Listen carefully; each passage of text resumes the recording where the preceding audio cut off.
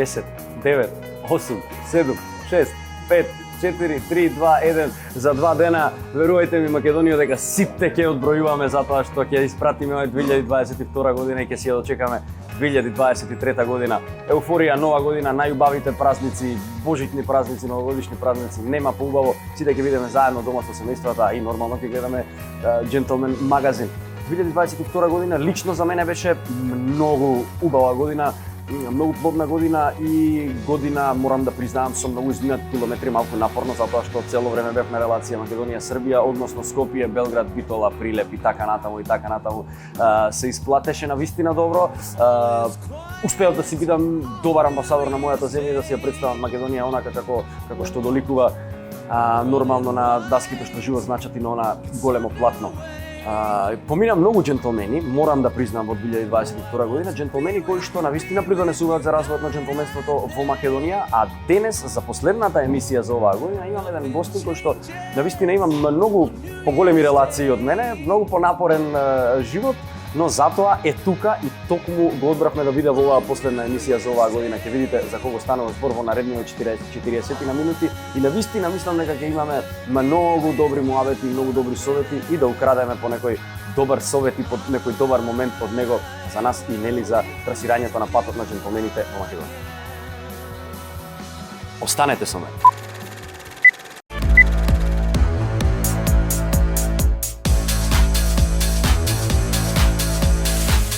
И еве не повторно за последен пат во оваа година, додека градот се уште не се разбудил, додека предпразничната магија се уште не е во своето најако ниво, можам да кажам, јас сум тука со мојот денешен гостин и джентлмен пред се да го испиеме нашето утринско кафе. Повторно ќе кажам додека джентлмените во градот и дамите не се раздвижиле да прослават, нели, како што сите славиме и како што сите си имаме таа предпразнична и новогодишна еуфорија.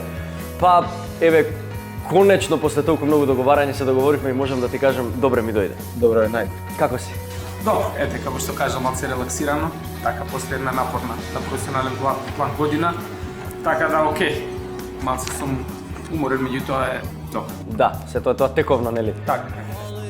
Репрезентативец, човек кој што цел живот е некако во фудбалот и сега ја имаш онаа титула, можам да кажам, фудбалски тренер. Во која улога се чувствуваш најдобро? Види, во двете улоги се чувствувам добро, меѓутоа морам да кажам дека како фудбалер бев многу порелаксиран затоа што мислиш само на својот настап, окей, тимот да победи, меѓутоа како тренер мора да размислуваш за фудбалерите кои се различни карактери, кои сите да ги склопиш во една целина, така да многу подобро се чувствувам како фудбалер, меѓутоа како тренер е многу поголема одговорност и е многу постресно за како фудбалски рамот. Поблагородна професија е некако тренерот, што би рекол јас и джентлменски, мораш да мислиш за другите, така, па после за себе на крајот, нели? Така. Успешно ти прилега титулата успешен фудбалски тренер. Што значи да се биде успешен тренер? Добро, нормално резултатите говорат за еден тренер. Да. Значи јас имав среќа со Вардар да освојам шампионска титула со релативно многу млад тим, така да си постои своји цели во својата тренерска кариера, освен нормално да се биде успешен и да создадеме некои фудбалери кои утре или на подолг период, на долги патеки ќе бидат репрезентативци на Македонија и ќе направат добра интернационална кариера. Сите некако им завидуваат на фудбалерите кои живеат најубавиот живот, фудбалери, манекенки, сите знаеме како идат тие стереотипи, нели, но никој не знае што се случува уствари позади. Во бекстејџот, да речем, на фудбалерите, колку жртва бара да се биде фудбалер? Апсолутно, јас се додека настапував, поготово во Германија, јас не ни памтам кога сум имал слободен викенд, например, додека моите другари одеа, например, по вечери по кафани, јас нормално викендите ни беа предодредени за фудбал. Меѓутоа, јас мислам дека секој фудбалер, секој спортист треба да се откаже од многу работи за да се направи успешна кариера и вреди сето тоа. Сите тие жртви вредат, бидејќи на крај нормално после кариера може да си ужива во бенефитите на спортот. Да, во секој случај жртвата е голема, а без ризик нема награда, нели? Така кажуваат. Кажи ми, следно што сакам да те прашам е времето кога ти тренираше и времето кога тренираат сега овие нови генерации. Дали технологијата и времето, модерното време им помага на фудбалерите да им се олесни патот до успехот сега и тренинзите и така натаму? Па да, технологијата да, има сега многу модерни методи на тестирање на фудбалерите, поготово на тој физички план. Меѓутоа морам да кажам дека во наше време многу полесно. Јас направив трансфер директно од Вардар во Бундеслига, сега тоа е незамисливо бидејќи треба фудбалер од Македонија да направи еден чекор, уште еден чекор, па да дојде Бундеслига, пример Хајдук, не знам, Динамо, Да. Бундеслига, така да сега е многу потешко за оваа генерација фудбалери да направат трансфер во топ 5 лигите. Освен ако не извиниш да пригнува некој талент кој ето типот на Или Фелмас кој може директно да отиде во голем клуб. Кога станува збор за тренерската титула, дали Васовски е строг тренер? Па добро, можам да кажам дека сум строг, меѓутоа правичен. Јас сакам од фудбалерите да го издам секогаш максимумот, меѓутоа без дисциплина, како што кажа, нема ништо, така да дисциплината е еден од клучните фактори за еден фудбалер и нормално карактерот. Исто без карактер, ја мислам дека фудбалер тешко се станува.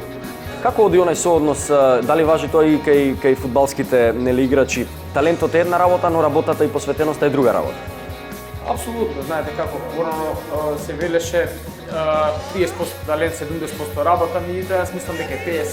Значи талент се раѓа, талент едноставно мора да го поседуваш во себе, а со работа да го надвиеш својот талент и се постигне тоа врно ниво на фудбалер, кај што гледаме колку се на светското првенство, колку нови млади играчи излегува. Еуфоријата новогодишна е кај сите, ама мислам дека онаа еуфорија од светското првенство се уште некако можам да ја осетам и кај тебе. Навистина еден голем настан, еден нешто што не е типично за фудбалскиот свет, во смисла дека ја имавме сега пред Нова година, нели, го имавме тој мундијал. Дефинитивно во светот на фудбалот се вртат многу пари. Да.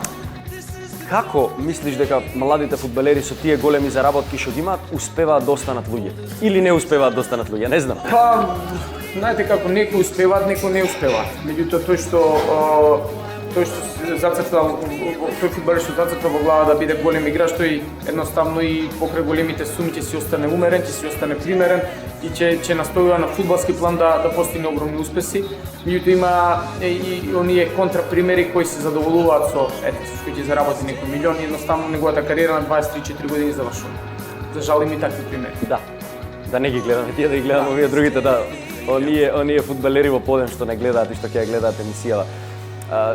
Спомна дека беше и во Германија, во Бундеслигата. Како беше да се биде таму и да се игра со такви големи имиња?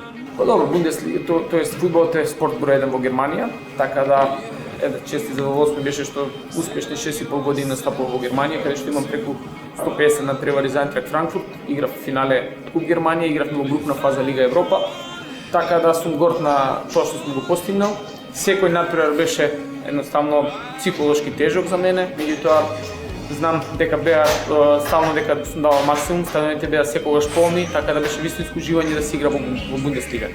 Како изгледаше еден тамошен ден како тебе, како фудбалер, како ти изгледаше еден ден во Германија? Тежок ли е тој начин на живот? Па добро, сега знаете, предодредени бевме на тренизите. Значи, ако тренингот на пример од 2 сат, се знае дека јадеш 4 сата пред тренинг, тренираш, после тренинг имаш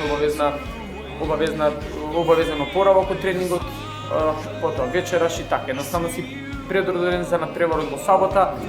Не излегувавме навечер многу што е нормално, така да тоа е тоа, како што кажавме на почетокот, се бара жртви. Да, дефинитивно. Гледаме сите, нели, кога пратиме утакмици, секој фудбалер си има некоја суеверија или некоја верба или не знам ритуал, некој пред да искочи пред да излезе се извинувам на теренот. Имаш ли ти некои такви ритуали? Искрено да кажам, додека бев играч имав. Идев при секој надпревар во црква, носев една подмајца која ми носеше среќа пред секој надпревар. Така да сега како тренер не знам некако дали ми се изгуби тоа, меѓутоа мислам дека повторно ќе најдам некој начин да верувам на тоа. Тука некаде ќе те замолам да направиме една мала пауза затоа што да си го допиеме нашето кафенце пред да дојде пладне, нели? И дали си љубител на вино, да те прашам? Да. Ќе се напиеме и по една чашка вино во оваа празнична еуфорија. Може. Ти благодарам.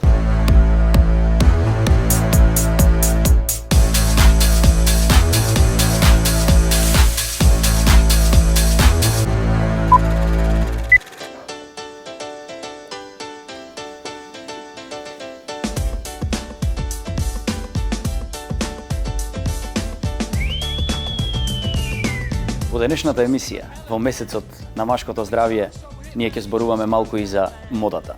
Се наоѓам на едно прекрасно место каде што навистина убаво изгледам, убаво ме дотера, а ќе одам да пијам едно необично кафе со еден многу добар гостин кој што дефилира во Македонија, а се прослави и надвор од неа.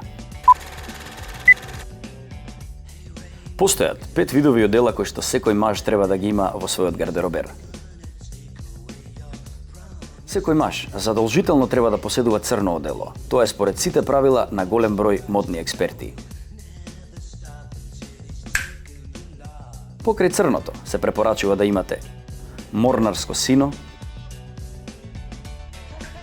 сиво,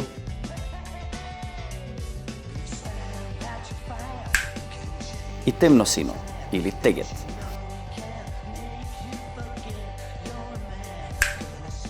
Доколку ги имате овие 4 видови одела, задолжително поседувајте 2 бели и 2 сини кошули. Она што е интересно е што на овој начин ќе успеете да направите повеќе од 20 различни модни комбинации. Бидејќи панталоните од еден вид на одело, едноставно ќе можете да ги комбинирате со сакото од друг вид на одело и обратно. Не можете да сгрешите. Затоа препорачуваме. Секој маж треба да инвестира во овие неколку видови на одела.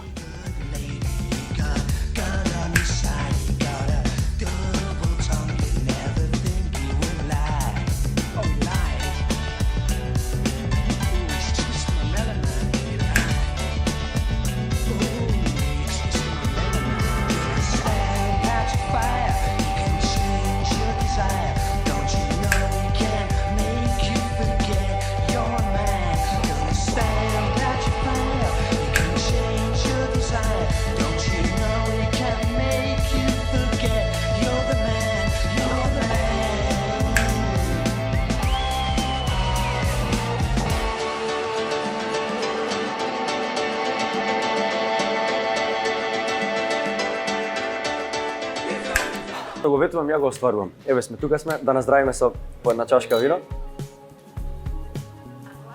Додека ние го пиевме нашето кафенце, нели, и го точеа виното, гледачите има можност да видат дел од мојата школа за џентлмени, некои комбинации како да искомбинираме од работите дома, што кое парче со кое може да го користиме. 5 едноставни парчиња од кои што може да се направат преку 50 комбинации. Така да, ако случајно не знаеш што да носиш за нова година, гледај емисијава, врати го прилогот и ќе знаеш и ти. Она прашање што го поставувам на сите е што за тебе представува поимот џентлмен? Ќе ти го поставам те. Добро, за мене поимот џентлмен представува човек со манири, човек кој знае да се носи со секоја ситуација, кој има високи морални вредности, кој почитува, така да, во принцип, сето тоа е една комплетна личност. Да, реализирана личност. Реализирани комплетна. Дали во светот на фудбалот постои? Па постојат. Има, например, во фудбал се цени, еве да кажем, една ситуација кога лежи повреден играч на теренот, а играчот од спортивната екипа ја шутира топката во аут, така да тој е фудбалски џентлмен. Или после например, нормално после пораз или после победа, фудбалерите се ракуваат меѓу себе, така да нормално и во фудбал постои фудбалски џентлмен. Имаш ли некој што ти е, да речеме, пример за џентлмен во фудбалот, некој на кој што се угледувал или можеби сега од новиве генерации некој што е? Па добро е да кажам, например, една ситуација која мене ми се случи во Германија, каде што бев повреден, еден фудбалер на Херта, мислам, Бастијан Рајкер ми го скрши носот, така да 3-4 дена бев во болница, дојде ме посети, едноставно се интересираше за моето здравје, така да се тие едни убави работи кои ги има во фудбалот, тоа џентлменство, така да ете на него посочувам се. Она вечно ривалство што сега го дрма светот, не е вечно, него е сега во последните неколку години Меси и Роналдо. Кој е поголем џентлмен според тебе? Па не знам, мислам дека е Меси. Меси затоа што покажа и во многу моменти дека знае да се носи со секоја ситуација, меѓутоа Роналдо, искрено да кажам, мене лично малку ме разочаров со неговите последни 2 испади во Манчестер Юнайтед и во португалската репрезентација. Ајде, има време ќе научи. А кажи ми, ти додека растеше, додека го остваруваше својот фудбалски сон, некој од оние великани од времето на фудбалот, дали некој си се угледувал на некого, некој ти бил пример? Па добро, мене ми беа, пошто јас бев фудбален играч, секогаш се угледав, например, Алесандро Неста ми бил фудбалер кој бил и џентлмен, бил и одличен играч, така да тој ми беше еден пример како треба да изгледа еден прави еден спортист. Да, одличен пример. Морам да признам. Како фудбалер, но и како човек, кои се за тебе вистинските вредности во животот?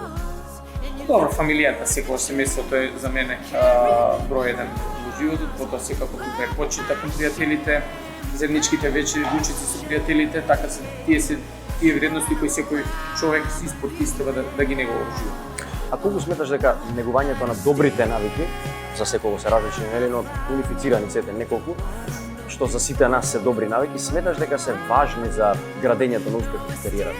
Апсолутно се важни, бидејќи значи за еден фудбалер да биде комплетен, тој мора да научи здраво да се храни, мора да научи да одмара кога треба, значи многу мора тие навики да си ги створи додека се развива како фудбалер и како личност, така да после само да си ги негува. И мислам дека тоа е од огромно значење, може не и пресудно, меѓутоа од огромно значење за успехот на еден спортист, фудбалер. За човек од твој калибар, човек што има поминато многу, што би можело од оваа точка на гледање да кажеш кое е вистинското богатство во животот? Добро, да кажам, на професионален план беше моето деби за македонската репрезентација, што тие моменти што ги помнам. Потоа постигнам на 2 гола за Айнтрахт Франкфурт на надпревар против Бромби, каде што влеговме после 30 години Франкфурт влезе во групна фаза. Така се тие моменти кои ги памтам, додека во приватен план нормално е раѓањето на моите синови, моментот кога стапи во брак, така се тие работи од приватен план кои ќе ми останат беше осеќавани. Зборуваме за големи работи, фудбалот е голема работа, да играш за репрезентација е навистина едно огромно достигнување, давањето голови е голема работа. Но колку сметаш дека малите работи доправат животот интересен? Апсолутно, малите работи се чак и пресудни, затоа што големите работи се случуваат многу поретко, додека по мене човек треба да ужива во секој момент во животот. Во виното што го пие, во фудбал што игра, например, со своите деца, со пријателите, така се тие мали работи и ситници се многу битни по мене и треба човек да си ги негува стално. Па затоа ќе направиме на здравје. Како успеваш да го направиш балансот помеѓу приватното и професионално? Тешко ли е? Па добро, знаете како сега, по моја среќа, сега сум моментално тренер во Струмица, каде што и не е така далеку од Скопје, така да нормално децата сега се во возраст каде што им треба многу, така да секој момент го користам, секој слободен ден го користам да во Скопје. Двајцата се сега фудбалери, моја желба е да бидат исто фудбалери, меѓутоа не е тоа некоја си, како да кажам, некое правило. Така да времето посветено на нив ми е секогаш најубаво, да. Како ти одговара улогата на сопруг и татко? Уживаш ли во тоа? Уживам, да. Додека бев фудбалер малце беше потешко, меѓутоа сега ми е малку порелаксирано, така да добро се снаоѓам, нормално треба да прашате мојата сопруга. Да. Стејќи морам и добро се снаоѓам, гледам децата да ги воспитам на начин како што јас бе воспитуван, да ги има тие да ги почитуваат вистинските вредности во животот, така да на добар пат сме ќе биде. Дај Боже да продолжи тој пат. Кога веќе ја спомна својата сопруга, знаеш ли да биде джентлменко незе? Често купуваш ли поклони, купуваш ли цвеќиња, знаеш ли да правиш изненадувања? Да, апсолутно знам и ето тоа е нешто што меѓусебно сме створили некои навики кои си ги негуваме со текот на година. Одлично. Кога станува збор, повторно ќе кажам, за фудбал, фудбалери, имаме една слика ни се прави за луѓе кои што го негуваат својот стил, својот начин на облекување. Исто морам да го пофалам и твојот стил. Кажи ми, дали го правиш тоа често, сакаш да изгледаш така или за емисија да се скоци? Па сакам да изгледам, поготово нормално за секој настан треба да си слабно облечен, така да јас доста ги негувам тие навики, така да секој ново парче гардероба што мислам дека треба да го имам, си го купувам, така да нормално и ја консултирам сопругата која по мене има подобар вкус за облекување од мене, така да се што ми се свиѓа си што можам да си го приуштам си го купувам. А имаш ли омилен аксесуар, некој часовник, новчаник, нешто на очари без кој што не излез? Часовник имам, така имам некоја пасија додека играм фудбал, така си купив 3-4 часовници кои си ги носам и тоа ми е омилен дел на мојата гардероба. А кажи ми кога ќе заврши денот, завршуваат сите тие работни обврски, децата си ги легнал да спијат, можеби со сопругата седиш, можеби не. Имаш ли време за себе? Се опушташ ли некако книга, чашка пијалок, нешто, музика, некоја? Па, знаете како, сега по најново малку синот, по-стариот ме навлече на шах. После така, кој ќе се приберам дома после тренингот или ако знаеме да играме по 2-3 партии, така малце мозокот ми се релаксира. Нормално децата кои ќе заспијат, сакам да изгледам некој добар филм, да испиеме по едно винце што се вели, така да тоа каде што упоминам, тие се тие работи што ми исполнуваат во слободно време. Одлично, да. Шахот се изненадив и навистина го обожавам. Многу џентлменска игра и тоа е многу добра вежба за мозокот. Тоа би требало да го практикува секој. Така да еве татковците џентлмени нека си најдат време за синовите да играат шах. Тука некаде пред крај сакам да те прашам, има ли нешто што тебе ти било водилка во животот, некоја мисла, некој цитат, совет од татко, дедо, што тебе те води во животот? Но знаеш како, еве веќе кога на своите, да кажем, 16 години веќе кога почна да се занимавам професионално со фудбал и кога го гледав првиот натпревар на македонската репрезентација, едноставно си реков у себе и нормално татко ми Јаманит кој исто така бил добар фудбалер, беше да даде Господ него за игра за репрезентација, така да тој со мене ми се оствари. И нормално потајно се надев дека еден ден ќе играм во најдобрите лиги во светот и тој со ми се оствари, така да едноставно тоа што го замислив си го комплетирам. Одлично. А има ли нешто ти што би сакал да препорачаш на младите генерации што ќе ја гледаат емисија? Знаете како јас ја гледам од своја гледна точка. Значи јас сакам Македонија фудбалска нација. Нормално секој ќе се влече на своето. Ако прашате ракометар ќе рече ракометна нација. Да. Јас сакам оној што смета дека може нешто да направи во животот, да си ги направи тие жртви што ги бара професионалниот спорт и да може да се професионално да се исполни себе си и еден ден да игра за македонска репрезентација. Да ја направи државата горда. Така е, апсолутно. Ти благодарам што одвои време, што најде време, што те допатува можеби од Струмица, не знам како ти беше агендата. Знам дека еуфоријата е голема сега пред Нова година и сите си бараат време нели за себе. Ти одвои време за нас. Ти благодарам. Ја имаше честа да бидеш во последната емисија за 2022 година и навистина ми е мило што со тебе го испив ова вино и првото џентлменско кафе за ден. Фала ви на поканата и прекрасно што се во вашата емисија. Те гледам.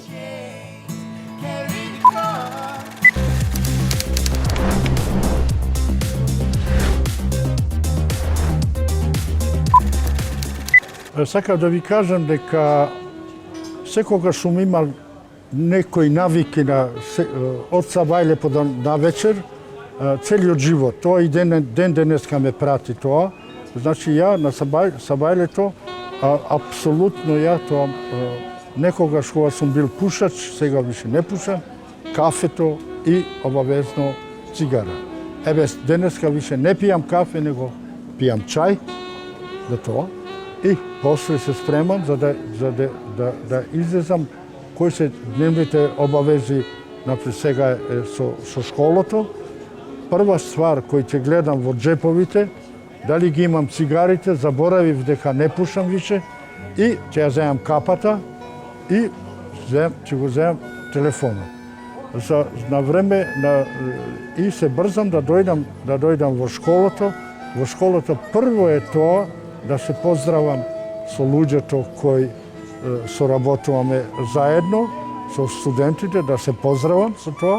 Тоа ми е обавеза, мислим, тоа е мојата навика. Тоа е една врста джентлменски да се поздрават луѓето. Ето. Се, после тоа за ручак и немам некој посебни тоа, мислим, во чаршија тоа. После пладне, околу 4 сата да пијам чај и тоа. И навечер после да се видам со пријателите или со мојата фамилија, со моите сестри овде. Тоа е апсолутно отприлike мојот дневните обавези.